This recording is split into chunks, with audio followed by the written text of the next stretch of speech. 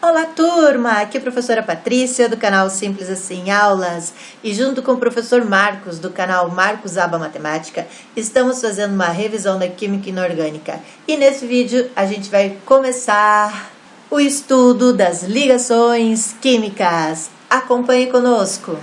Lewis e Cossel diziam que os átomos estavam se envolvendo com as ligações químicas para adquirir configuração do gás nobre. E aí eles vão procurar dentro da tabela periódica qual o gás nobre mais próximos deles e vão buscar esta configuração. Cada um deles tem a sua teoria. Cossel falava da ligação iônica. Ele dizia que a ligação seria feita devido à perda ou ganho de elétrons. Já Lewis dizia que os átomos envolvidos nas ligações devem compartilhar os seus elétrons e quando se compartilha, a gente tem então uma ligação covalente. Vamos iniciar então falando das ligações iônicas. As ligações iônicas, elas formam compostos iônicos que se organizam formando um retículo cristalino. Então aqui, gente, nós temos o retículo cristalino, que é como essas ligações vão se organizar e vão se arranjar. Então, elas sempre buscam minimizar as forças atrativas e repulsivas que existem entre os íons. Então, a gente tem aqui a ligação, mas ela vai sempre se encontrar na forma de retículo cristalino. E esse retículo cristalino é que vai dar a configuração geométrica do nosso composto iônico. O composto iônico não é constituído de moléculas, tá? Então, é diferente de moléculas. A fórmula do composto iônico, ele representa apenas a proporção entre íons de carga oposta que constitui os cristais, tá? Então, os elementos que fazem ligações iônicas, eles vão formar cristais compostos iônicos e vão ter as suas características específicas.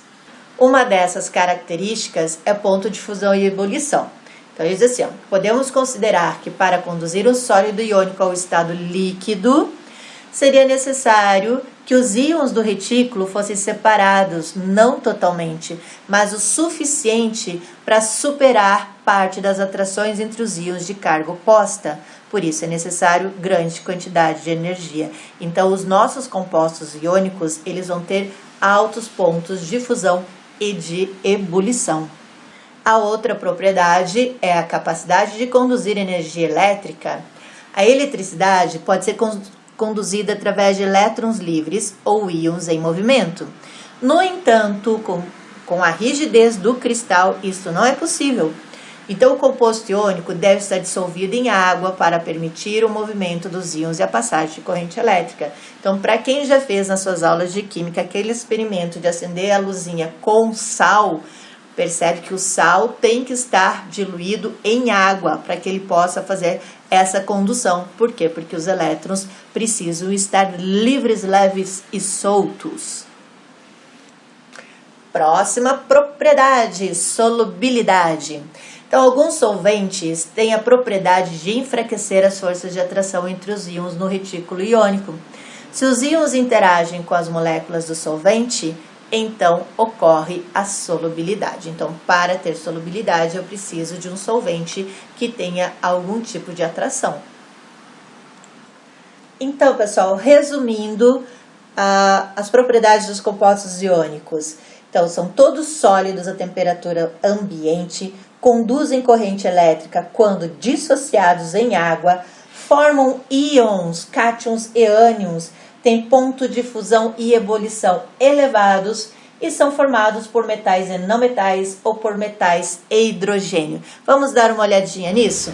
Então vamos lá, ligação iônica é a ligação formada por um cátion, que é o meu positivo, e o ânion, que é o meu elemento negativo. A fórmula, quando você for montar, é sempre assim, primeiro o positivo, depois o negativo.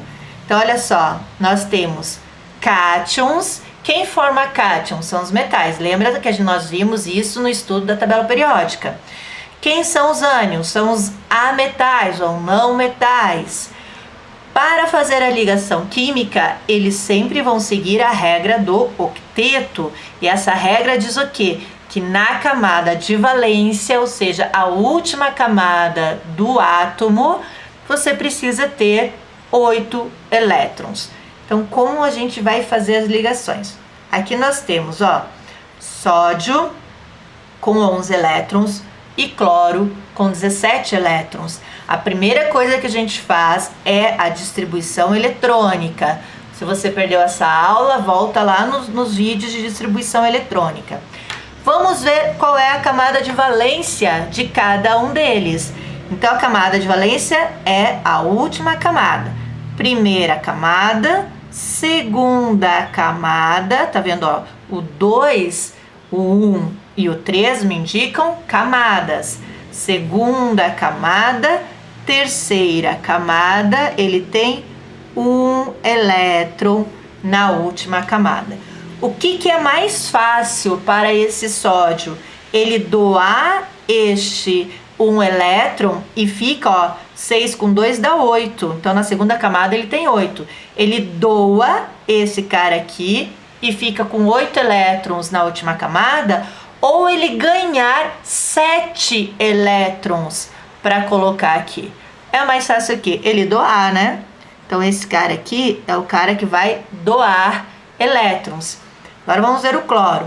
Primeira camada, segunda camada, terceira camada. Quantos elétrons ele tem? 5, 6, 7 elétrons na última camada. Então, o que ele faz? Ele pega esse elétron aqui que o sódio está doando e pega para ele. Quando este sódio perde um elétron, ele fica com um próton a mais, né? Quando o átomo é neutro, então eu tenho número de prótons igual ao número de elétrons. Se ele perde este elétron, ele passa a ser o íon sódio, que perdeu um elétron, então ficou com um próton a mais, e se ele é positivo, ele é o cátion. Se ele é o cátion, ele vem primeiro na fórmula. E o cloro ganhou um elétron. Se ele ganhou um elétron, ele tem uma carga negativa a mais do que as cargas positivas. Então, ele vai ser o ânion e ele é o segundo aqui da nossa fórmula. Então, como que fica isso? Ó, gente, nós temos sódio e temos cloro. Na última camada aqui eu tenho um elétronzinho. E na última camada aqui, 3, 4, 5, 6, aqui eu tenho 7 elétrons. Então, esse sódio aqui, ó, doa um eletrozinho para este cloro. Por isso que esse aqui vai ficar positivo e este aqui vai ficar negativo. E a fórmula deles é o nosso famosíssimo NaCl, ou cloreto de sódio, também conhecido como sal de cozinha. Pessoal, quando você for montar a fórmula e você não lembra se na frente é o positivo ou o negativo, lembra do cloreto de sódio, que é o mais comum, é o que mais a gente trabalha, é o que todo mundo conhece, que é o sal de cozinha. Então, se você lembra da fórmula NaCl, então você lembra que o Na é positivo e o Cl é o negativo. E esse aqui, então, é a tua base para todos os outros. Os outros elementos, você ficou na dúvida, lembra, é sempre o positivo na frente e o negativo depois. Mais um exemplo, nós temos aqui o alumínio com 3 elétrons e o oxigênio com 8 elétrons. Então, fazendo a distribuição eletrônica, 1s1, 2s2, 2p6, 3s2, 3p1. E o oxigênio é 1s2, 2s2, 2p4. Muito bem. Vamos analisar a camada de valência deles, certo? Então, vamos lá. Aqui, primeira camada, segunda camada, terceira camada, tem 3 elétrons, tá? 3 elétrons. O que é mais fácil? Ele doar 3 ou ele receber 5? é mais fácil ele doar esses 3 elétrons. Aqui no oxigênio, primeira camada, segunda camada, 4, 5, 6 elétrons. Então, esse aqui vai ser o cara que vai receber elétrons. Só que esse aqui tem 3 para doar e esse aqui só tem 2 para receber. E agora, como vamos fazer isso? Olha só, alumínio, a última camada dele, ele tem 3 elétrons. 1, 2, 3. E o oxigênio, na última camada dele, tem 6 elétrons. 1, 2, 3, 4, 5, 6 elétrons. Aí esse alumínio vai doar 2 elétrons para esse oxigênio aqui, ó. Mas ficou sobrando 1. E agora? Agora eu chamo mais um átomo de alumínio. Com 1, 2, 3 elétrons. Chamo mais um átomo de oxigênio. 1, 2, 3, 4, 5, 6 elétrons. Pego esse elétron aqui, ó, e dou para esse cara aqui. Vem pra cá. Pego esse primeiro aqui e também dou para esse aqui. Vem pra cá. Então, ó, eu tenho esse oxigênio ok. Esse aqui agora tá ok. Ele perdeu esses 3, ficou com 8. Esse alumínio aqui perdeu só 1. Esse oxigênio está ok. O que que eu faço? Sobraram 2 elétrons aqui desse alumínio. Eu chamo outro oxigênio. 1, 2, 3, 4, 5, 6. E pego esses 2 meninos aqui, ó. Mando pra cá. Então, eu tenho esse oxigênio com 8 elétrons. Este com 8, este com 8. Este alumínio perdeu os 3 da última camada, ficou só com a segunda, até a segunda camada, ficou com 8. Este alumínio perdeu os 3, também ficou só com a segunda camada, 8 elétrons. Então, todo mundo aqui com 8 elétrons, todo mundo estável. Mas, preciso fazer tudo isso toda vez que eu for fazer essa distribuição? Não, gente, eu não preciso. O que que a gente vai fazer? Olha só. Esse aqui é uma coisa que o pessoal tem muita dificuldade de fazer depois na hora das reações, balanceamento, porque não entende essa partezinha aqui. Então, muita atenção. Alumínio é o positivo, né? Ele tá doando, o positivo vem na frente. Oxigênio é o negativo, vem depois. O alumínio, ele tá doando 3 elétrons, então 3 mais ou mais 3. E o oxigênio tá recebendo 2 elétrons, então menos 2 ou 2 menos. O que que eu faço com essas cargas?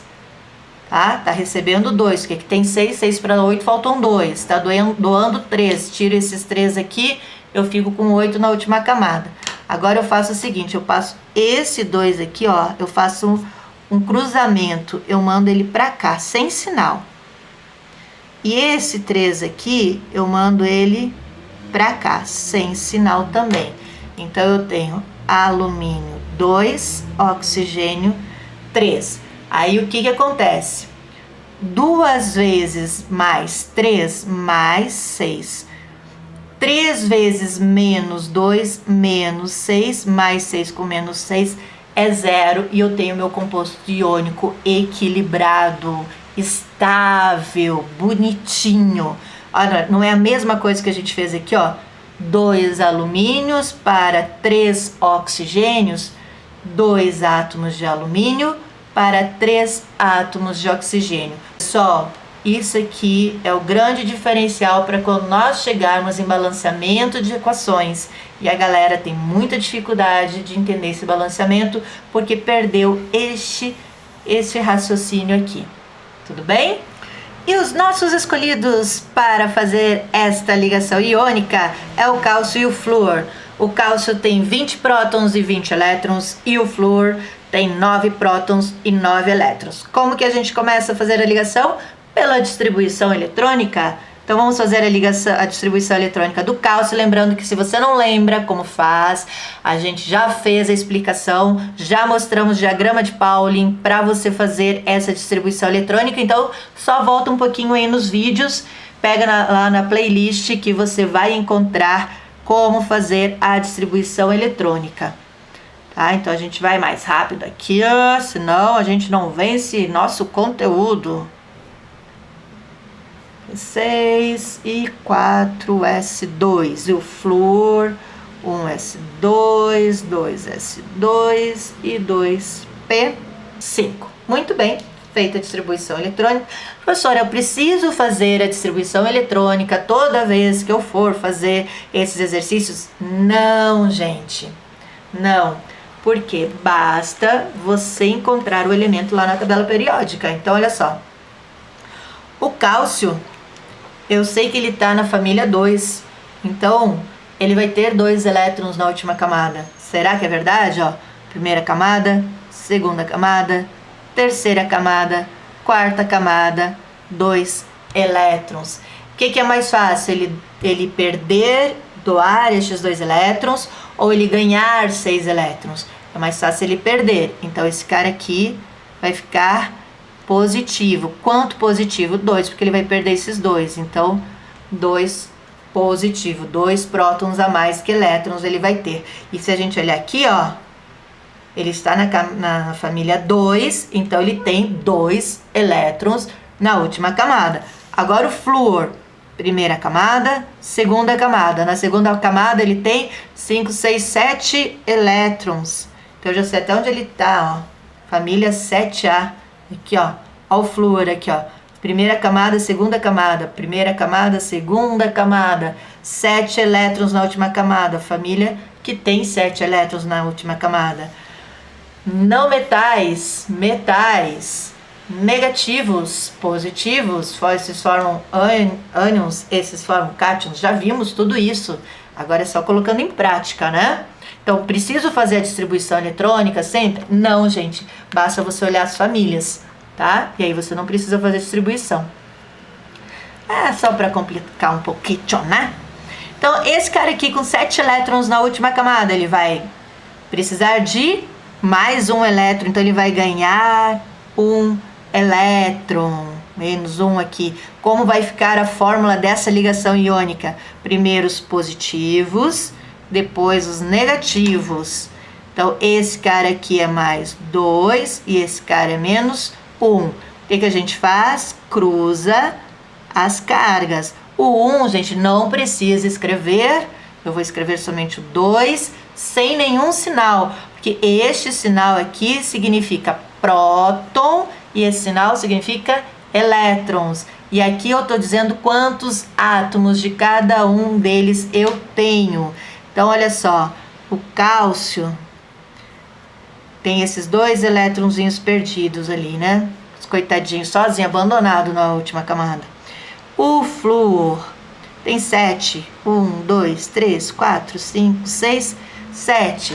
Então, ele vai pegar um elétronzinho daqui e vai trazer para esse cara aqui. Mas o cálcio ainda tem mais um elétron aqui sozinho. Coitadinho. 1, 2, 3, 4, 5, 6, 7 elétrons. Aí eu pego esse elétron aqui, tcharam, trago para cá. Então, o que eu tenho? Um átomo de cálcio para 2 átomos de flúor. E é exatamente o que nós escrevemos aqui, ó. Um átomo de cálcio para 2 átomos de flúor. Para eu saber se esse meu composto iônico está estável, o que eu faço? Multiplico esse valor aqui, a quantidade de átomos, pela carga que eu tenho aqui em cima. Então, esse cara é mais 2 e esse é menos 1. 1 vezes mais 2, mais 2.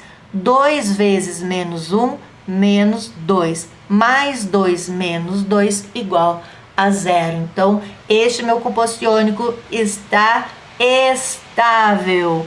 Se não está estável, é porque eu vou ter uma carga aqui, ou tá sobrando próton ou tá sobrando elétrons, tá? E aí ele pode fazer ligações, mas isso aí lá na frente. Por enquanto a gente vai ver só estes pequenininhos, tá bom? Vamos fazer mais um exemplo. Mais um exemplo para você gravar este conteúdo. Vamos lá, fizemos a distribuição eletrônica do sódio e a distribuição eletrônica do enxofre. Vamos analisar a última camada. Primeira camada, segunda camada, terceira camada, um elétron. Então, esse aqui é o cara que vai doar e vai ficar com uma carga positiva. Agora o enxofre. Primeira camada, segunda camada, terceira camada. Quantos elétrons? 4, 5, 6. Para 8 faltam 2. Mas ele vai ganhar ou vai perder? Ele vai ganhar 2 elétrons para completar os 8 aqui. Quando ele ganha elétrons, ele tem uma carga negativa maior que a carga positiva. Então, ele vai ter menos 2. Menos é do elétron, da carga negativa do elétron, tá? 2 é o 2 elétrons. Senão o pessoal acha que é plano cartesiano. Não é não, gente. É positivo porque é próton, negativo porque é elétron, tá? Ganha e perde elétrons. Então, o que nós vamos ter aqui na nossa fórmula? O sódio positivo na frente, o enxofre negativo atrás. O enxofre menos 2 e o sódio mais 1. O que a gente faz com esses valores? A gente cruza. E quando nós cruzarmos, nós teremos Na2S. Ou seja, eu preciso de 2 átomos de sódio para 1 átomo de enxofre. Até porque o enxofre precisa receber 2. Mas cada átomo de sódio só consegue dar 1. Então, eu preciso de 2 átomos de sódio, cada um com 1 elétron para doar, para poder completar a camada de valência do enxofre. Tudo bem, pessoal? Lembrando que sempre é o cátion na frente da fórmula. Próximo vídeo, nós vamos fazer mais alguns exercícios. Não esquece de se inscrever no meu canal Simples Assim Aulas e o canal do professor Marcos Aba Matemática. Dá o seu comentário, a sua curtida, mande sugestões que a gente está sempre querendo saber a resposta de vocês. Valeu, pessoal! Até o próximo vídeo.